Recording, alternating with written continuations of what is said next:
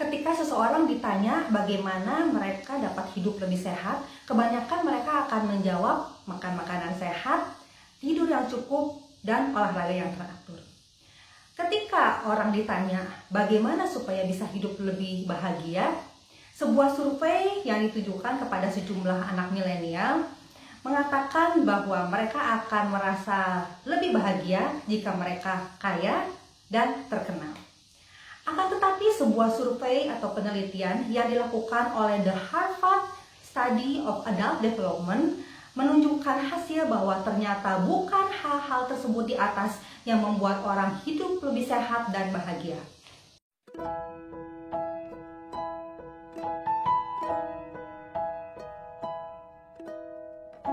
Halo, saya Angelic Handoko ONTN. Hari ini saya akan sharing atau membagikan sebuah hasil penelitian yang dilakukan oleh The Harvard Study of Adult Development seperti yang sudah saya sebutkan di awal. Dalam seminarnya, Robert Waldinger, seorang dokter juga sekaligus pimpinan dari proyek ini, menyatakan bahwa ini adalah merupakan sebuah penelitian yang terpanjang dalam sejarah umat manusia, di mana mereka sudah melakukan penelitian selama 75 tahun terhadap 724 orang.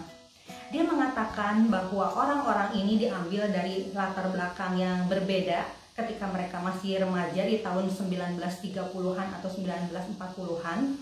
Ada yang diambil dari keluarga kaya yang pemenuhan gizi mereka, yang hidup mereka baik. Dan sebagian lagi diambil dari keluarga miskin di mana mereka tidak memiliki gizi yang cukup atau makanan yang baik ketika mereka kecil. Orang-orang ini diteliti hidupnya sampai mereka kemudian beranjak dewasa, dan beberapa di antara mereka menjadi dokter, ada yang menjadi pengacara, bahkan salah satu menjadi presiden Amerika Serikat yang tidak disebut namanya.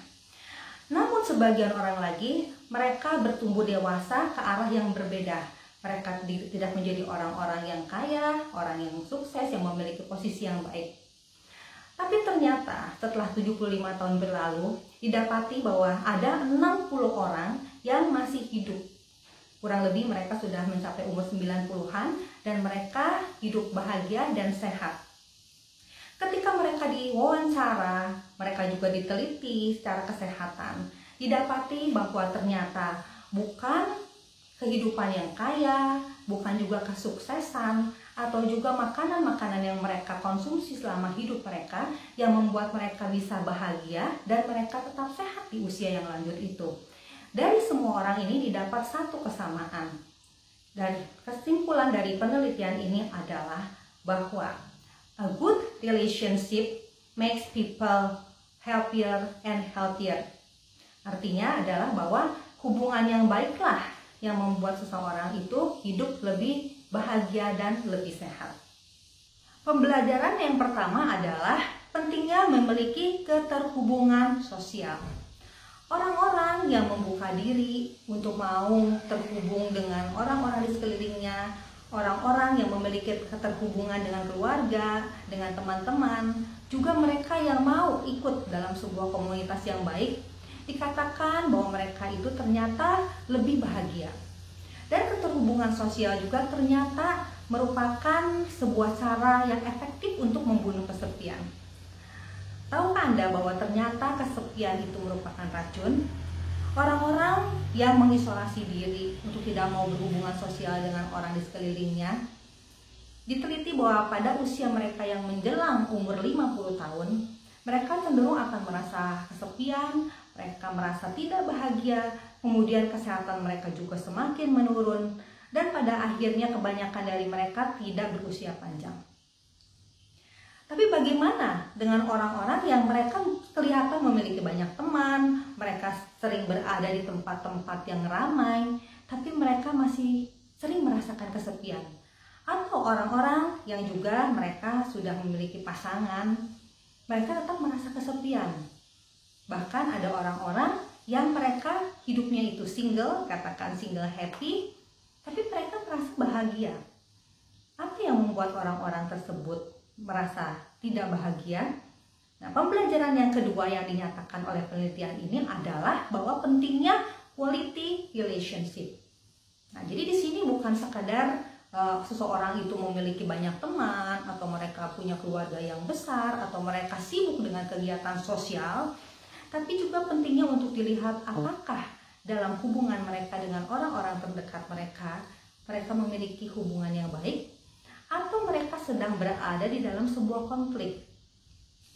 Penelitian ini juga menunjukkan bahwa ternyata sebuah hubungan yang baik, yang tidak banyak konflik, itu akan merupakan hubungan yang sangat protektif.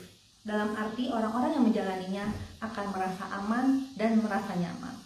Kesehatan seseorang ketika dia menjelang memasuki usia 50 tahun ke atas, ternyata tidak hanya dilihat dari bagaimana level kolesterolnya dia, darah tinggi dan lain sebagainya, tapi dapat dilihat dari bagaimana kehidupan hubungannya dalam rumah tangga dan dalam hubungan sosialnya dengan orang-orang lain. Seseorang yang hidup dalam rumah tangga yang tidak banyak konflik dan juga hidupnya tidak banyak konflik dengan orang lain, maka diprediksi bahwa dia akan memiliki umur yang panjang dan hidup yang lebih sehat.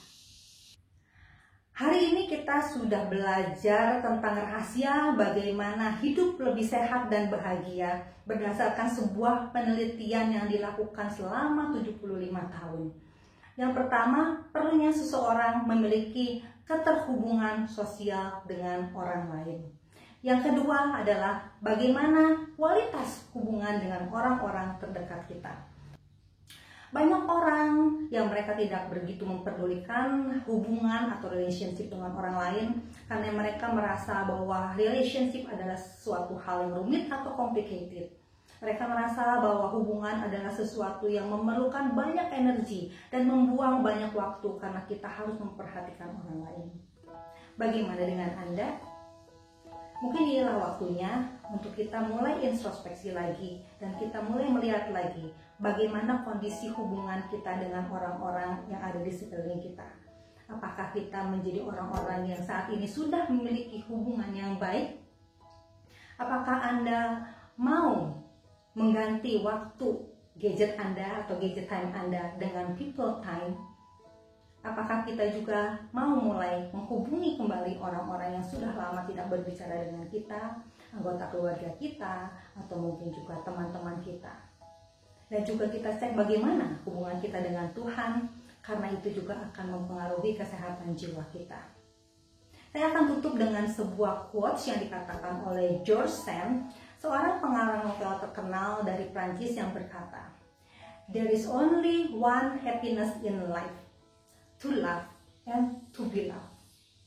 Ketika seseorang mampu mengasihi orang lain, maka dia akan merasa lebih bahagia. Dan ketika seseorang menyadari bahwa dia dicintai, maka hidupnya akan merasa lebih puas. Saya Angelique Handoko, stay happy, stay healthy, and stay in a good relationship. God bless you.